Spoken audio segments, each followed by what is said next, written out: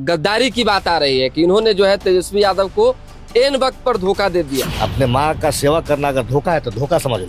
क्या 1 घंटे के लिए फैसल रहमान चाहते तो नहीं आ सकते थे? उनकी माँ अगर हॉस्पिटल में एडमिट होते वो क्या करते? हॉर्स ट्रेडिंग का अब चर्चा खूब चलने लगा, खरीदा गए, आप बिक गए, करोड़ों रुपया में डील हो गया, इसीलिए आपने जो है पार्टी का साथ छोड़ दिया। इसीलिए उस टाइम माननीय मुख्यमंत्री नीतीश कुमार जी की सरकार बनी थी 7 दिन के लिए, इनको समर्थन करने के लिए। के ऊपर कई मुकदमे दर्ज थे, भाजपा ने आपको डरा दिया, तो जेल जाने के डर से आपने जो है भाजपा का दामन थामना ही उचित समझा। लेकिन कोई ये नहीं कर सकता मेरा मोबाइल बंद था और जितना लोग का फोन आया सबका फोन उठाया। कल बात थी सब लोग? नहीं, कल हमारी बात नहीं है और लोग फोन किए थे, जो लोग से बात हुई, लेकिन आपने फोन नहीं सबका फोन उठाया मैंने। तेजस्वी जी के आदमी का फोन नहीं आया कल, किसी का फोन। फिर आगे का क्या डिसीजन होगा? पार्टी के नेता से कैसे तेजस्वी यादव से मुलाकात करेंगे, बात करेंगे? बिल्कुल लौटेंगे, नेता से मुलाकात करेंगे, बाकी नेता का जो निर्णय जो डिसीजन होगा मानेंगे। नाराजगी तो होगी उनकी। अगर उसको धोखा समझ लेते हो तो कर लो, सोच लो, जो करना है करो, कोई दिक्कत नहीं। नमस्ते, मेरा नाम धीरज शर्मा है और आप न्यूज हाट देख रहे हैं। अभी हम दिल्ली में मौजूद हैं और बिहार में राज्यसभा का चुनाव हो गया, वोटिंग भी हो गए, 5 के 5 सीट एनडीए के खाते में आए। तेजस्वी यादव के विधायक ढाका से फैसल रहमान हमारे साथ है। गद्दारी की बात आ रही है कि इन्होंने जो है तेजस्वी यादव को एन वक्त पर धोखा दे दिया। कांग्रेस के विधायक भागे तो भागे, तेजस्वी को उम्मीद नहीं थी कि आप जो है इस तरह से करेंगे। एन वक्त में दिल्ली आकर बैठ गए, क्या वजह है बताइए? देखिए, तो हमारे नेता भी जानते हैं कि हम लगभग यहाँ 25 तारीख से ही दिल्ली में है। सब लोग जान रहे हैं, मेरे क्षेत्र के लोग भी जान रहे हैं कि वहाँ की तबीयत खराब है, इलाज कराने के मकसद से हम यहाँ है दिल्ली में। और जहाँ तक रहा चुनाव को लेकर हमारे नेता से हमारी बात भी हुई थी। हम गए भी थे चुनाव को लेकर यहाँ से संडे को, कि मंडे को वोट करके फिर वापस आ जाएंगे। लेकिन अचानक से फिर से खबर मिला तबीयत ज़्यादा ख़राब हुआ, तो फिर हम चले आए और कोशिश किए अपने नेता से बात करने का, लेकिन उनसे संपर्क नहीं हो पाए। अब लोग जो है कई तरह के सवाल पूछना चाह रहे हैं आपसे, यहाँ तक कि पार्टी के विपक्षी खेमा के लोग यानी आपके दल के लोग कह रहे हैं कि वजह कुछ भी हो, क्या 1 घंटे के लिए फैसल रहमान चाहते तो नहीं आ सकते थे?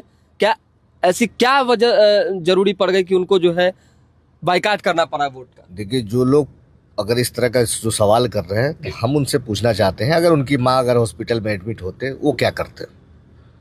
पहले से उनसे सवाल पूछ लीजिए, उसके बाद फिर से हमसे जवाब ले लीजिए।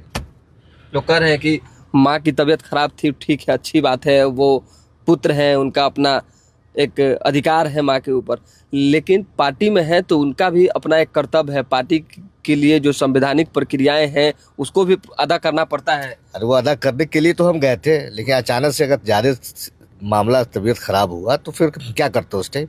कोई भी बेटा क्या करेगा?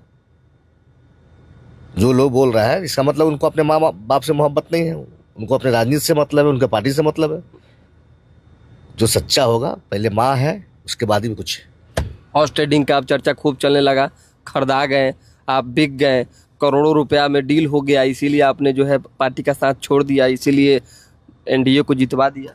सबसे पहले तो एनडीए से कोई मतलब हमको है नहीं। जहाँ रहा हॉर्स ट्रेडिंग का, तो बिहार का एक कल्चर पहले भी रहा है। हम लोग सुनते थे, बचपन में भी सुनते थे, इस चुनाव में इतना पैसा ये ले लिया, उतना पैसा वो ले लिया। लेकिन बाकी रहा मेरे बारे में, तो मेरे बारे में सब लोग जानते हैं कि फैसल रहमान पैसा के पीछे भागने वाले लोग नहीं। सबसे बड़ा मान सम्मान, उससे कोई समझौता नहीं, और किसी की औकात नहीं है फैसल रहमान को खरीदने का। खुद को कैसे साबित करेंगे? अरे हम बोल ही सकते हैं ना। आप कोई प्रूफ है कोई तो ले आके बता दे कि हाँ पैसा ले लिए।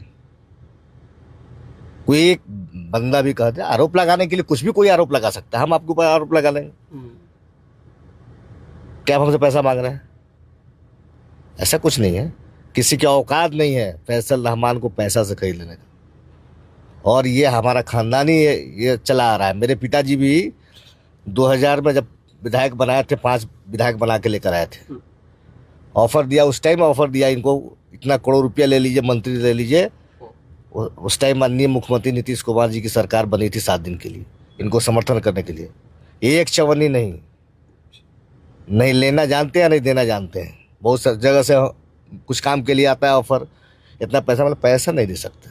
अच्छा, एक चीज़ बताइए फैसल जी, जिस तरीके से कई तरह की बातें उठ रही है, कहा जा रहा है कि आपके ऊपर कई मुकदमे दर्ज थे, भाजपा ने आपको डरा दिया, तो जेल जाने के डर से आपने जो है भाजपा का दामन थामना ही उचित समझा, आपने जो है अनुपस्थिति दर्ज करना ही उचित समझा। इस पर क्या बयान देंगे? क्या सबसे जवाब? पहले जो लोग बोल रहे हैं जरा उनसे ये पूछिए कि मेरे ऊपर मुकदमा कितना है।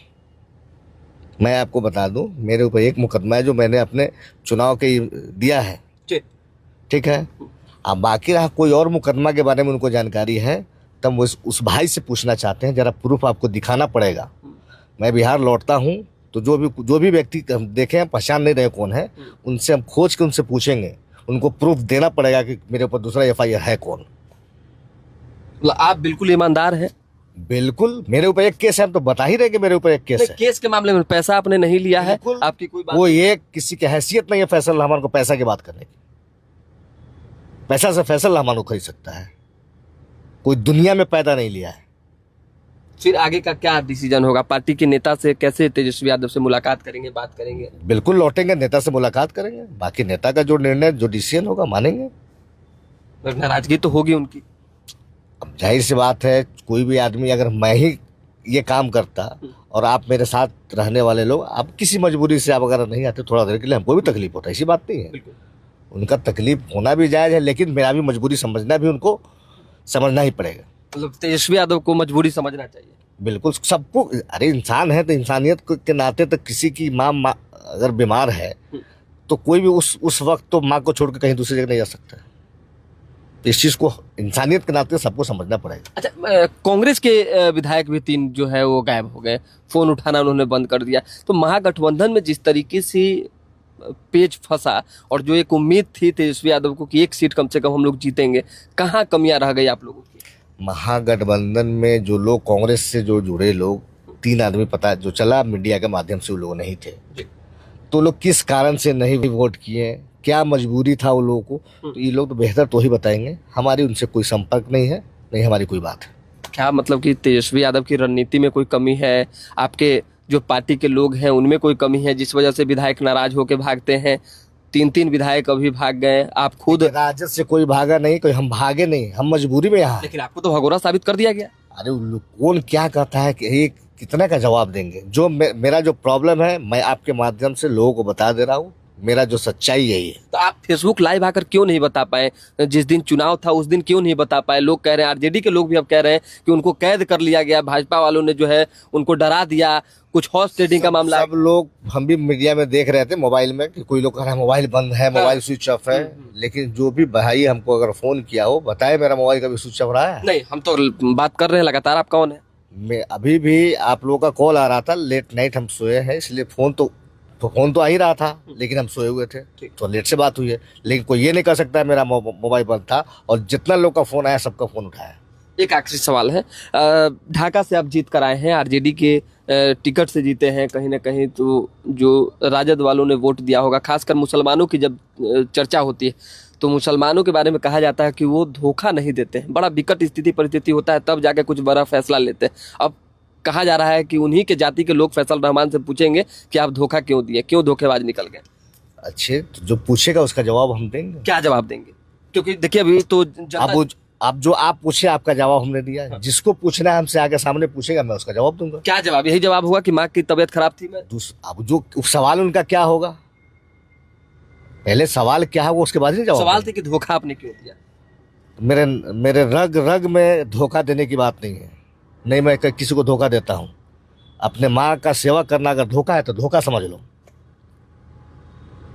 मतलब इस चीज को अपने एकदम बिल्कुल, कोई भी इंसान अगर इंसान होगा तो महत्व माँ का होगा, देगा। अगर उसको धोखा समझ लेते हो तो कर लो, सोच लो, जो करना है करो, कोई दिक्कत नहीं। कब बिहार लौट रहे हैं?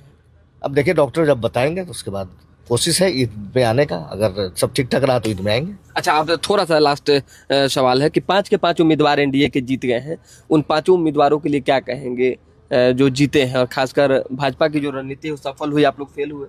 अरे भाजपा की जो भी रणनीति हो, उनके पार्टी का लोग जीता, एनडीए का लोग जीता, वो जाने। हमारे पार्टी के कैंडिडेट चुनाव नहीं जीत पाए, अब जो भी कारण रहा तो हम लोग को तो अफसोस है ही, लेकिन अफसोस भी है, लेकिन मजबूरी भी सामने था हमारे।